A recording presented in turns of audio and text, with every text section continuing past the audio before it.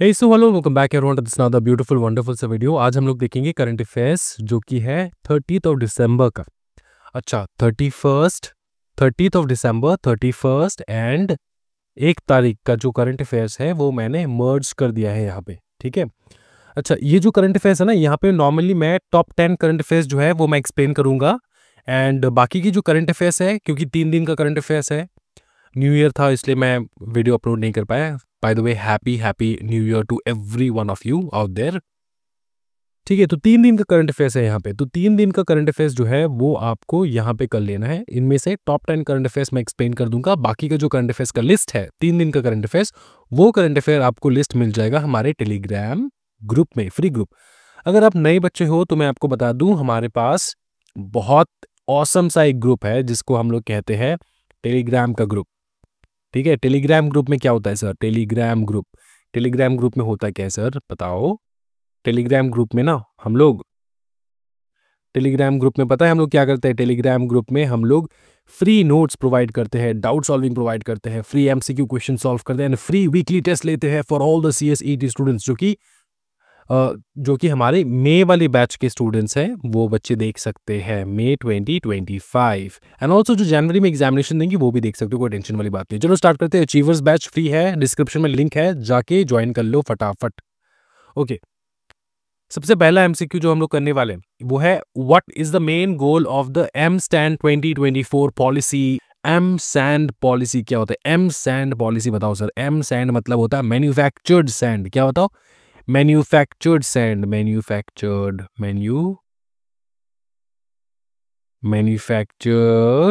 Sand, समझे बाबू? Manufactured sand. अच्छा ये जो मैन्युफैक्चर्ड सैंड है ये क्यों क्यों सर? मैन्युफैक्चर्ड सैंड क्यों सर? एक काम करते हैं ना, नदी में से पानी जो है, जहाँ पे नदी नदी में जो पानी होता है ना, पानी के नीचे जो रेत होता है, सैंड होता है, उसको उठा लेते हैं। तो भैया उससे क्या होता है बताओ ना? उससे रिवर्स खराब होते हैं। ठीक है, रिवर्स खराब होते हैं, और जो भी वाटर बॉडी है जहाँ से सैंड लिया जाता है वो खराब हो जाता है। तो इसलिए गवर्नमेंट क्या इनिशिएटिव ले रहा है बताओ? एम सैंड पॉलिसी की लेकर एम सैंड इनिशिएटिव लिया जा रहा है। एम सैंड का मतलब होता है मैन्युफैक्चर्ड सैंड। अब ये मैन्युफैक्चर्ड सैंड बनता कैसे है? मैन्युफैक्चर्ड सैंड बनता है produced by crushing rocks and query stones. तो पत्थर को तोड़ के उसको छोटा छोटा करके, ठीक है, वो उसको सैंड बनाया जाता है। Understood? M sand, manufactured sand. क्या ये समझ में आ रहा है? ठीक है। अच्छा ये किस किस लिए बनाया गया बताओ? To enhance the manufactured sand industry and promote sustainability.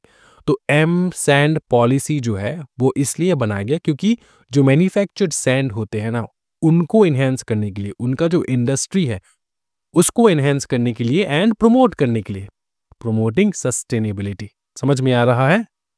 तो एम सैंड 2024 याद रखना, बाई चांस आ सकता है एग्जामिनेशन में। ठीक है, और ये रिवील किया था कहाँ पे बताओ? बाय राजस्थान। ओके, नेक्स्ट हम लोग देखेंगे, what significant changes in financial performance have Indian banks experience during the 2023 and 2024 fiscal year? वो सिग्निफिकेंट चेंजेस क्या था जो इंडियन बैंक्स ने एक्सपीरियंस किया ड्यूरिंग द 2023 एंड 2024 टेन्योर? बताओ। हाँ जी, आंसर था increase in profit and decrease in bad loans. Increase in profit and decrease in bad loan. तो कहा जाए तो 2023 एंड 2024 का जो फाइनेंशियल ईयर है बहुत ज्यादा अच्छा रहा फॉर द बैंकिंग सेक्टर।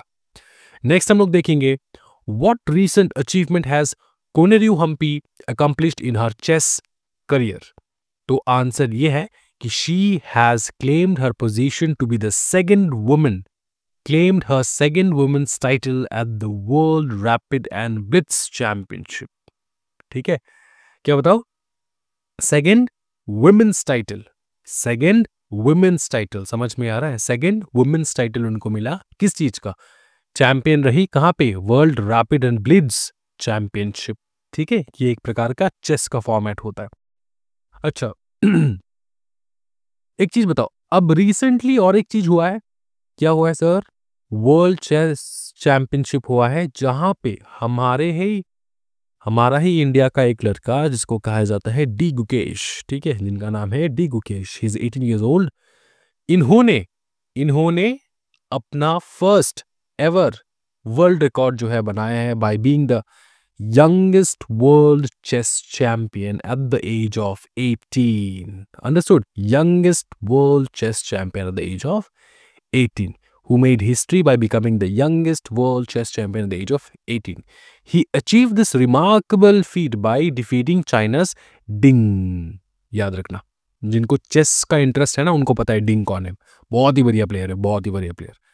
ठीक है, अच्छा ये याद रख लो, it is more than enough. ठीक है, नेक्स्ट हम लोग देखेंगे क्या बताओ, क्योंकि ये भी इंपॉर्टेंट है, ये दो चीज जो है चेस से रिलेटेड है, इसलिए इनका भी याद रखना है आपको, हम्पी एंड कुकेश। ठीक है, इन दोनों को याद रखना, बाई चांस एग्जामिनेशन में पूछ सकते बोलो।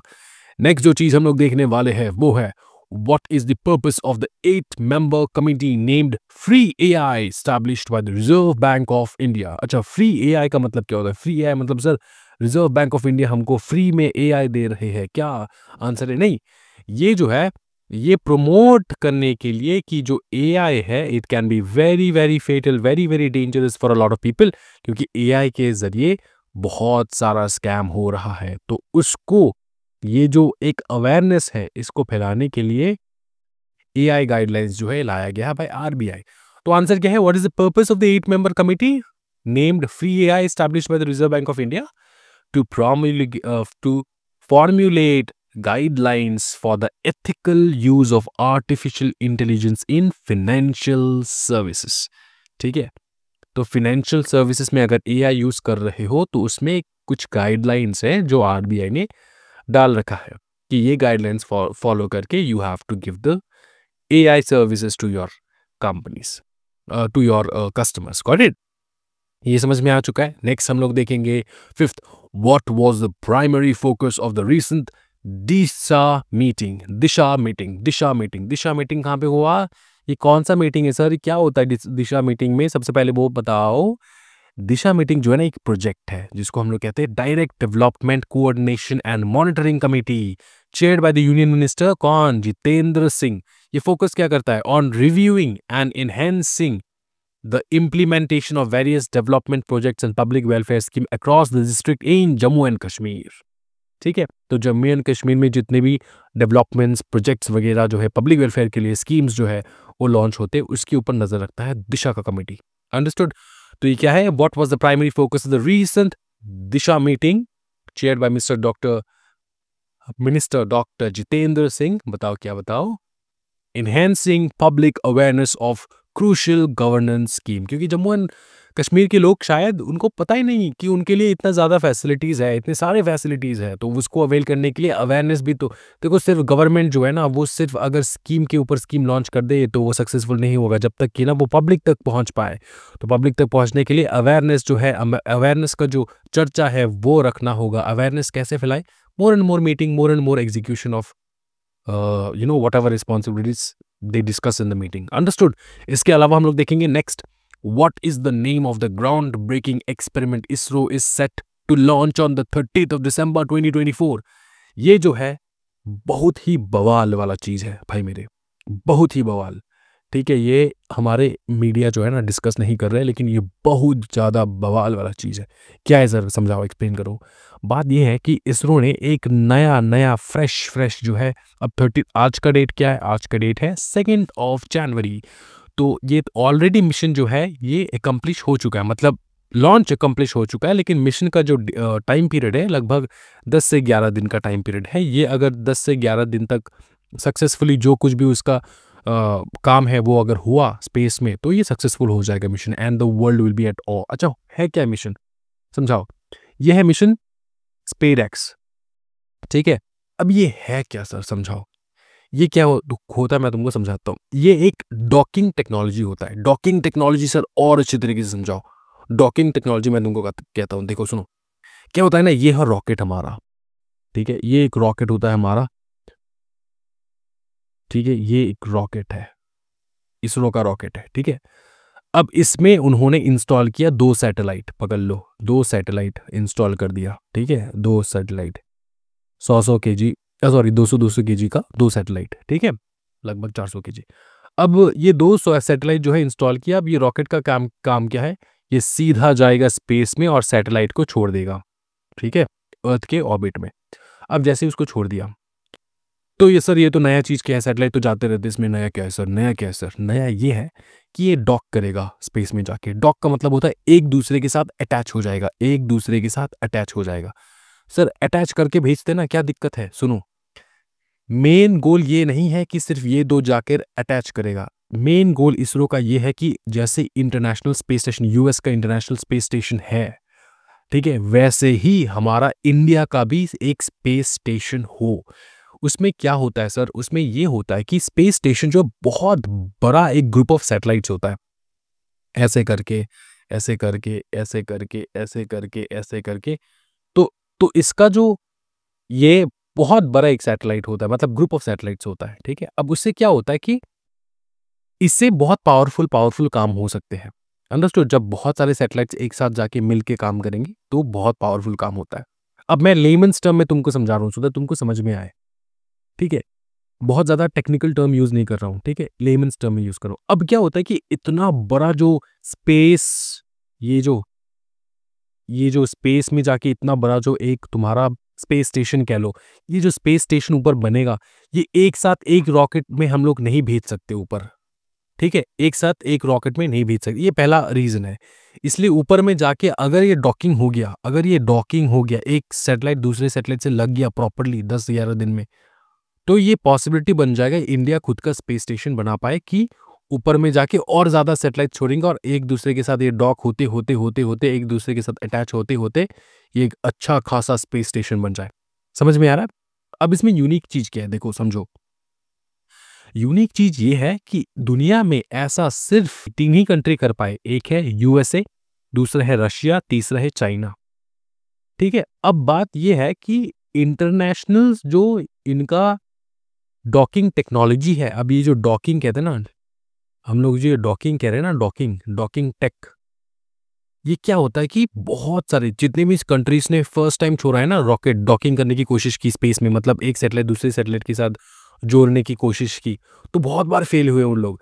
वो लोग फेल होते होते होते होते उन्होंने कुछ गाइडलाइंस बनाया कि अगर आपको डॉकिंग करना है प्रॉपरली तो ये फॉलो करो, ये इंटरनेशनल गाइडलाइंस है, ठीक है, ये फॉलो करो। अगर ये फॉलो कर रहे हो आप तो आपका डॉकिंग प्रॉपरली हो जाएगा। तो ये जो टेक्नोलॉजी है, इंडिया ने काफ़ी बार बाहर के कंट्रीज जो यूएसए, रशिया, चाइना है, उनसे स्पेसिफिकली यूएसए से मांगने की कोशिश की कि तो आप बताओ, आप दो हमको टेक्नोलॉजी सो दैट हम लोग ऊपर में सक्सेसफुली डॉकिंग कर पाए। तो ये जो चीज़ है ना, ये यूएसए जो है अलाउ नहीं करता, मतलब वो कहते कि हाँ हम लोग प्रोवाइड करेंगे, लेकिन प्रोवाइड नहीं करते, इसलिए इतना ज़्यादा डिले हो रहा है एंड ऑल दैट। तो इंडिया ने सोचा कि भाई अपना खुद का हम लोग डॉकिंग टेक्नोलॉजी क्रिएट करेंगे और हम लोग सेंड करेंगे सैटेलाइट्स हमारे स्पेस में, and that we will create our own docking technology. अब इससे होता क्या है समझो। अगर यूएसए वगैरह ने अपने को डॉकिंग टेक्नोलॉजी दे दिया होता तो क्या होता, मैं तुमको समझाता हूँ। जितनी भी सैटेलाइट्स होंगे ना, जितनी भी सैटेलाइट स्पेस में है, पकड़ लो इंटर कंट्री कोलैबोरेशन करना है, पकड़ लो ये है यूएसए का सैटेलाइट, ठीक है, इसका बनावट अलग होगा प्रॉपरली, ठीक है। पकड़ लो ये इंडिया के सैटेलाइट, इसका बनावट जो है ये अलग होगा।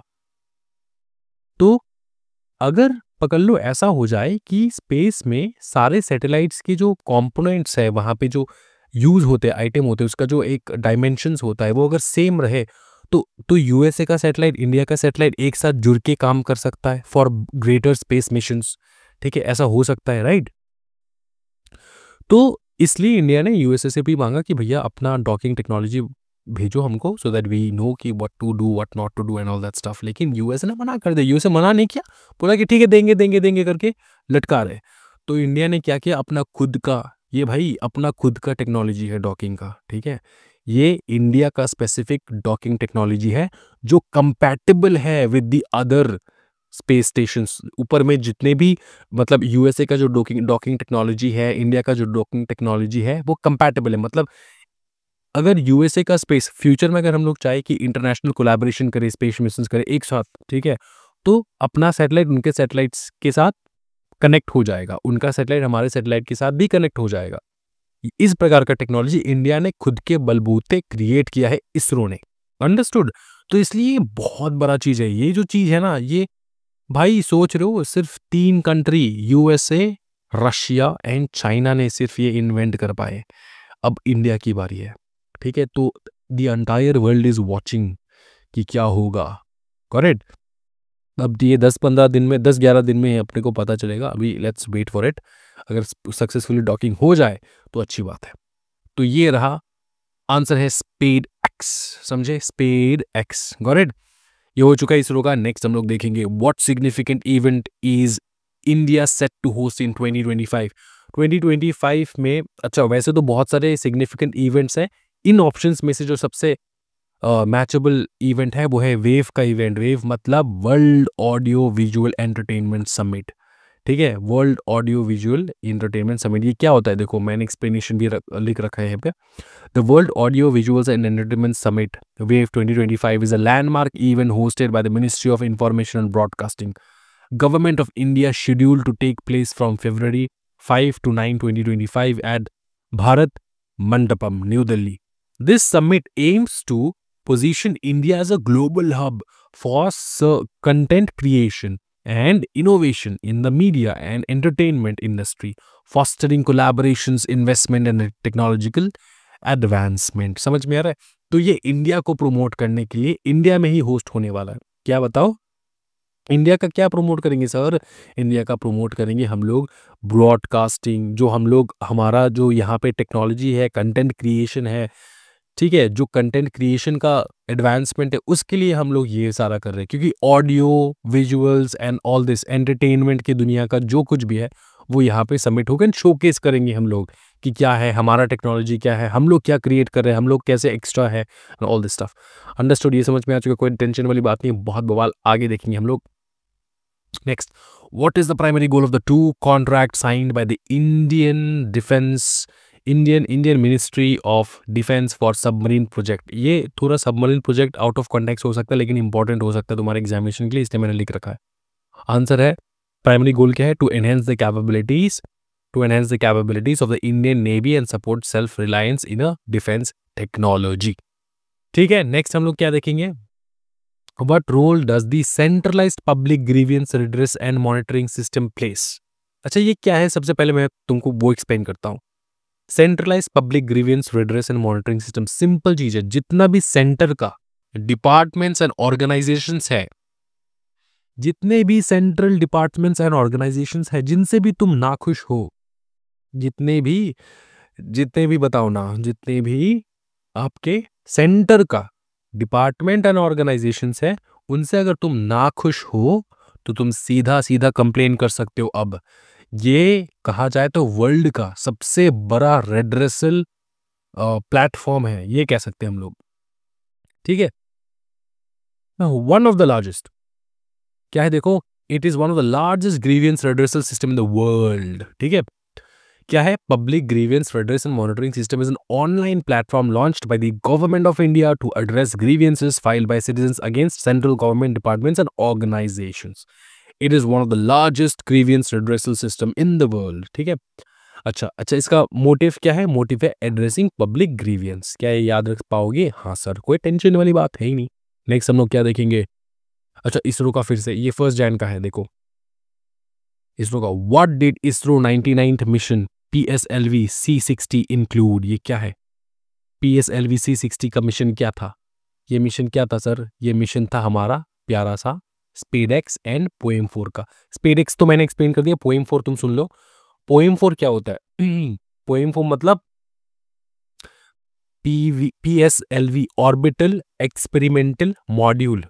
ठीक है, POEM, पोएम 4। ठीक है, ये एक इनिशिएटिव है by the Indian space research centre research organisation to utilise the spent 4 stages of the Polar Satellite Launch Vehicle as an orbital platform for conducting in-space experiments. This innovative approach transforms what was one of the considered space debris into the valuable resources for scientific and technological research.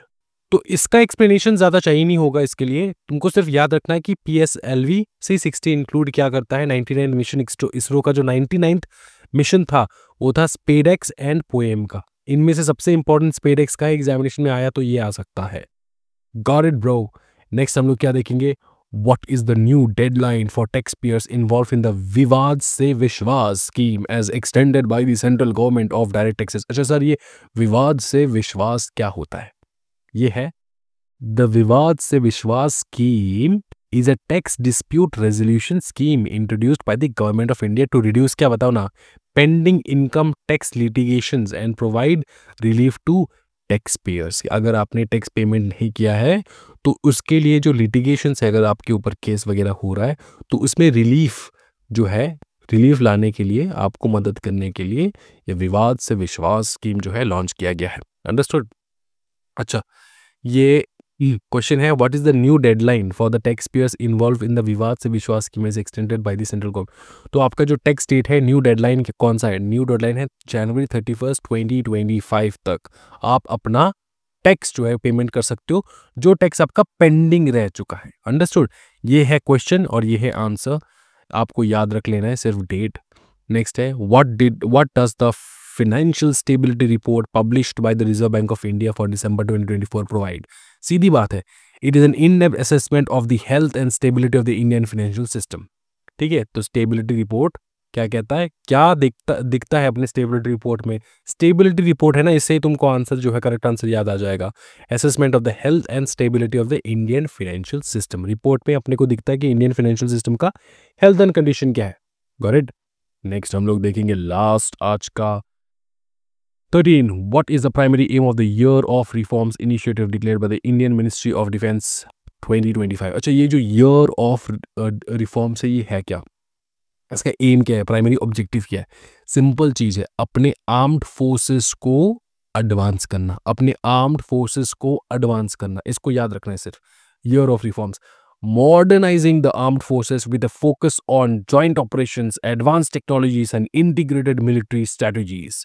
तो year of reforms जो है, ये Indian ministry of defence का जो है आपका initiative है। इस इनिशिएटिव से क्या होता है बताओ सर? मॉडर्नाइजिंग करते आर्म्ड फोर्सेस को। कैसे फोकस करते हैं हम लोग? Joint operations, advance technologies, integrated military strategies, ये सारे। ठीक है, तो इसको याद रख लेना है। आज का जो करंट अफेयर्स है ये यहाँ तक खत्म होगा। हम लोग कल फिर से मिलेंगे same time 7 AM in the morning. Good morning to everyone of you. अगर आपने अभी तक ज्वाइन नहीं किया है हमारा टेलीग्राम ग्रुप, तो टेलीग्राम ग्रुप जरूर ज्वाइन करना है। ये सारा PDF वगैरह जो है आपको प्रोवाइड कर दिया जाएगा डेली ऑन टेलीग्राम ग्रुप। आज की वीडियो में इतना है भाई मेरे। Thank you so much. अगर वीडियो को लाइक सब्सक्राइब नहीं किया है तो जरूर लाइक कर दे वीडियो को एंड चैनल को सब्सक्राइब कर दे। Thank you so much everyone. Happy learning guys. Bye bye, take care, जय हिंद।